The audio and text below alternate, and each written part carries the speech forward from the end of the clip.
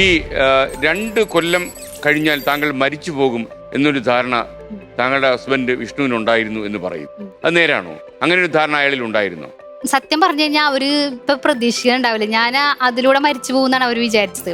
അവർക്ക് എന്നെ കീമോ ഒക്കെ എടുത്ത് ഞാൻ ആകെ ആവശ്യം നിലയായല്ലോ. പിന്നെ അവളുടെ കിഡ്നി ഓൾറെഡി ഡാമേജ് ആയിരിക്കണം.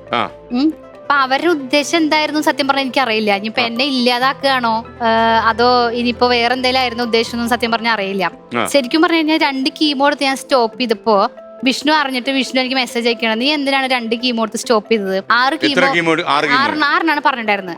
6 നിർബന്ധമായിട്ട് എടുക്കേണ്ടതല്ലേ, നീ എന്തിനാ അത് സ്റ്റോപ്പ് ചെയ്തെന്ന് പറഞ്ഞിട്ട് ആളിനോട് ചോദിച്ചു. അപ്പൊ ഞാൻ അതിന് റിപ്ലൈ ഒന്നും കൊടുത്തൊന്നുമില്ല. അപ്പൊ ശരിക്കും പറഞ്ഞു കഴിഞ്ഞാല് ഇവരുടെ ഉദ്ദേശം എന്താന്നുള്ള കാര്യം നമുക്ക് അറിയണ്ടായിരുന്നില്ല. ആള് പറഞ്ഞിട്ടുണ്ടെങ്കിൽ ആളോടും ആളുടെ അച്ഛനോടും ഡോക്ടർ പറഞ്ഞു എന്നാണ് പറഞ്ഞത്. പക്ഷെ ഏത് ഡോക്ടറാണോ പറഞ്ഞതെന്നൊന്നും കാര്യം നമുക്ക് വ്യക്തതയില്ല. പക്ഷെ അത് ഏത് ഡോക്ടറാണ് പറഞ്ഞെങ്കിൽ ആളത് പറയണം. ഇന്നല്ലെങ്കിൽ നാളെ അത് പറയണല്ലോ. ഏത് ഡോക്ടറാണ് അത് പറഞ്ഞെന്നുള്ള കാര്യം പറയണം. അല്ലെ, എന്റെ ഒരു സംശയം എന്താ ദിവ്യ, ഇപ്പൊ താങ്കളുടെ ജീവിതാനുഭവങ്ങൾ കൊണ്ട് ഈ ഭർത്താവിൽ നിന്ന് കുറെ മോശപ്പെട്ട പെരുമാറ്റങ്ങൾ ഉണ്ടല്ലോ. അപ്പൊ അതുകൊണ്ട് തന്നെ അയാളുള്ള വെറുപ്പ് ഇങ്ങനെ മനസ്സിൽ ഇങ്ങനെ കനിഭവിച്ച് ഇങ്ങനെ വേണ്ടാത്ത സംശയങ്ങളൊക്കെ ഉണ്ടാവുകയാണോ? അയാൾ ഇങ്ങനെയൊക്കെ ആലോചിച്ചിട്ടുണ്ടാവൂ? അല്ല, ഒരിക്കലും അല്ല. കാരണം വെച്ചിട്ടുണ്ടെങ്കിൽ ഇവരുടെ പെരുമാറ്റത്തെ നമുക്ക് മനസ്സിലാക്കാൻ പറ്റും. കാരണം ഇയാൾ അവിടുന്ന് വരുമ്പോ എന്നോട് ഭയങ്കര സ്നേഹപ്രകടനം കാണിച്ചിട്ടാ വന്നത്. പക്ഷെ നാട്ടിലെത്തിയോട് കൂടി ഇയാളുടെ സ്വഭാവം അങ്ങോട്ട് മാറി. കാരണം ഇവര് ഓൾറെഡി പ്ലാൻ ചെയ്തിട്ടുണ്ട്. ഓൾറെഡി ഇവർ ഞാനില്ലാത്ത നേരത്തൊക്കെ വീട്ടിലേക്ക് ആള് വിളിക്കുന്നുണ്ട്.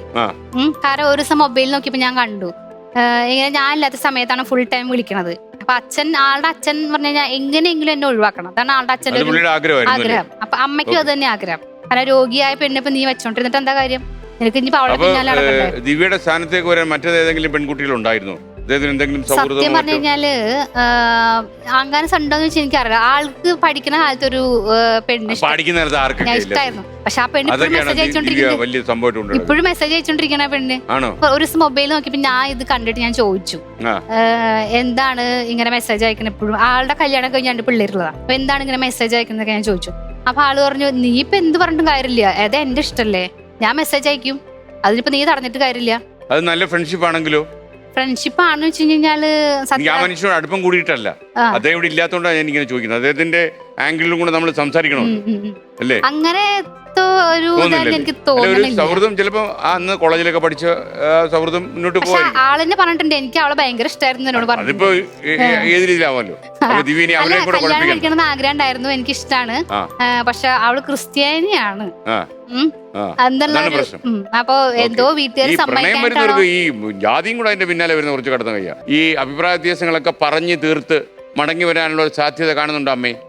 അവർക്ക് താല്പര്യമുണ്ട്, ഞങ്ങൾക്ക് കുഴപ്പമൊന്നുമില്ല. അവർക്ക് അങ്ങനെ താല്പര്യം ഇല്ല. അവർക്ക് എങ്ങനെയുള്ള ഒഴിവാക്കണം എന്നുള്ള ചിന്തയാണ്. ഇതിൽ ഇടപെട്ടു, പക്ഷെ അത് നമ്മൾ ഇടപെടുന്ന പോലെ അല്ല. അവര് അല്ലല്ലേ, ഒരുപാട് വ്യത്യാസം ഉണ്ടാവും. നിങ്ങൾ വാടക വീട്ടിലാ താമസിക്കുന്നതൊക്കെ അവർക്ക് അറിയില്ലേ? അവർക്കറിയാം. ആദ്യമൊക്കെ അവരിങ്ങനെ പറയായിരുന്നു, നിങ്ങൾ എത്ര കഷ്ടപ്പെട്ടിട്ടാണ് ഈ മക്കളെ പഠിപ്പിച്ചത്, 3 പെൺകുട്ടികളെ പഠിപ്പിച്ച് ഇതുവരെ എത്തിക്കണമെങ്കിൽ ഇത്തിരി കഴിവ് അച്ഛന് വേണം, അച്ഛനൊരു കൃഷിക്കാരനല്ലേ എന്നൊക്കെ അവർ ആദ്യം പറഞ്ഞു. പക്ഷെ ഒടുവ് വന്നപ്പോഴല്ലേ അവരുടെ സ്വഭാവം നമ്മൾക്ക് അറിയണം. ഒരുപാട് ബുദ്ധിമുട്ടിയിട്ടുണ്ട് സാറേ. ഞങ്ങൾക്ക് വീടും ഇല്ല, ഇരിക്കുന്ന സ്ഥലങ്ങളാണെങ്കിൽ അതും പോയി. മക്കളെ 3 പെൺകുട്ടികളല്ലേ, നമ്മൾ ഇത്രയും പഠിപ്പിച്ച് അവരെ കെട്ടിച്ച് വരുമ്പോൾ നമ്മൾ നട്ടെല്ലാം ഒടിഞ്ഞു പോകും. പണിയെടുക്കുന്ന ആള് ഒരു പാവാണ്.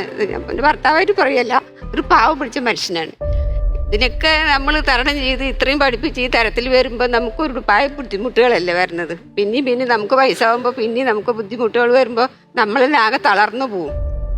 ആകെ തളർന്നു കടുവായി, ആകെ കടന്ന് പറഞ്ഞ് ഭയങ്കര കടുവായി. ലാസ്റ്റ് കുട്ടറ കിഡ്നി പോയി, അത് മാറ്റി വെച്ചു. അതിലും കുറെ കടം, ഇരിക്കുന്ന വീടില്ല അതിൽ കടം.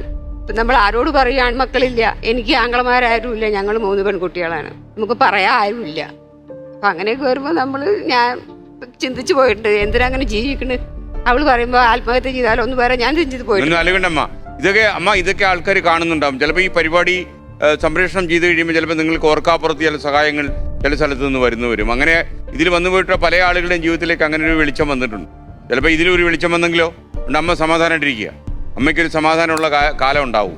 ഓക്കെ, ഇനിയിപ്പം അയാളുടെ ദൃഷ്ടിയിൽ ആലോചിക്കുമ്പം നിങ്ങളുടെ ഒരു തിരിച്ചുപോക്കിന് സാധ്യതയില്ല. സത്യം പറഞ്ഞാൽ അവർക്ക് താല്പര്യം ഉണ്ടെങ്കിൽ എനിക്ക് പ്രശ്നമില്ല. അപ്പൊ പിന്നെ ചേട്ടാ ഒന്നുകൂടെ ആലോചിക്കൂ ചേട്ടൻ, എന്തായാലും ആ ചേട്ടനോട് ഞാൻ പറഞ്ഞു. പിന്നെ ആളെന്റെ ചേച്ചിനെ വിളിച്ച് പറയാണ്, ഫോണിൽ പറയാണ്, എന്നോടല്ല, ഞാൻ കേക്കല്ല കേട്ടോ, എന്റെ ചേച്ചിനെ സ്വകാര്യമായിട്ട് വിളിച്ച് പറയാണ്. ആ റെക്കോർഡ് എന്നെ ചേച്ചി കേൾപ്പിക്കണം. എന്നിട്ട് ഇവള് എന്തായാലും 2-3 വർഷത്തിനുള്ളിൽ മരിക്കും. അപ്പൊ എനിക്കിപ്പോ 2 വർഷം കഴിഞ്ഞിട്ട് മരിച്ചു പോണ ആളുടെ പിന്നാലെ നിൽക്കാനൊന്നും പറ്റില്ല. ഇനിയിപ്പോ അയാൾ ഈ 2 കൊല്ലം ഇട്ടിരിക്കുന്നത് താങ്കളുടെ ആയുസിന്, അത് സത്യം പറഞ്ഞാൽ അറിയാം. ഡോക്ടർ അറിയില്ല സത്യം. ഒന്നാമത് നമ്മൾ അറിയേണ്ട ഒരു കാര്യം, ആരുടെ മരണം നമുക്ക് അങ്ങനെ സുനിശ്ചിതമായിട്ട് പറയാൻ പറ്റില്ല. താങ്കളൊരു നഴ്സിംഗ് കക്ഷിയാണല്ലോ. എന്നോട് ഇത് പറഞ്ഞ ഡോക്ടർ VP ഗംഗാധരൻ, അദ്ദേഹം പറഞ്ഞ ആരുടെയും ജാതകം നമ്മളായിട്ടല്ല കുറിക്കുന്നത്. ഓക്കെ, അതുകൊണ്ട് ആ മനുഷ്യൻ എന്ത് വിവരക്കേട് കൊണ്ടായത് പറഞ്ഞെന്ന് എനിക്ക് മനസ്സിലായില്ല. 3 ലക്ഷം രൂപയുടെ ചോദ്യത്തിലേക്ക് നമ്മൾ കിടക്കുകയാണ്. 3 lakhs.